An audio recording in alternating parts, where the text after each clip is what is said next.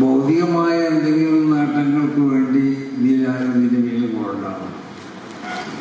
ഒരു നേട്ടവും ആർക്കും ഇതിൽ നിന്ന് സാധ്യവുമല്ല.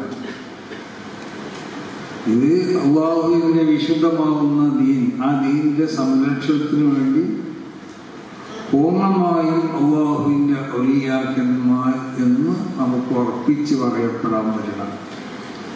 മഹത്വപ്പെടാവുന്ന ഉലമാ അവർ സംഘടിപ്പിച്ച ഒരു സംഘടനയാണ്. അപ്പോൾ ഇതിൻ്റെ പിന്നിൽ നമ്മൾ നിന്നാൽ നമുക്ക് ഭൗതികമായ ഒരു നേട്ടങ്ങളും കൈവരിക്കാൻ സാധ്യമല്ല.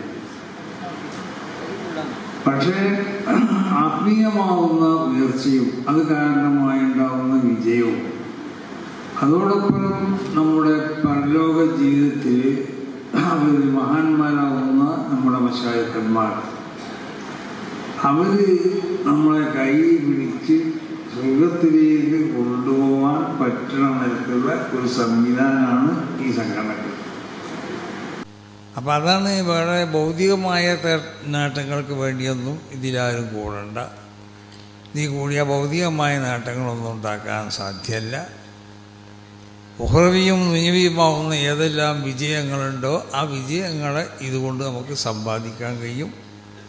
അതോടൊപ്പം മഹാന്മാരാവുന്ന നമ്മുടെ അസാധ്യത്ത് മശായിഖന്മാർ അവരുടെ പ്രത്യേകമാവുന്ന നോട്ടവും അവരുടെ ദുആയും ഒക്കെ നമുക്കുണ്ടാവും. നമ്മൾ മരണപ്പെട്ട് കഴിഞ്ഞാലും അതിന് ശേഷമുള്ള ജീവിതത്തിലൊക്കെ അവരിൽ നിന്നുള്ളതായ പ്രത്യേക സഹായങ്ങളും മദതുകളൊക്കെ നമുക്ക് ലഭിക്കപ്പെടുകയും ചെയ്യും.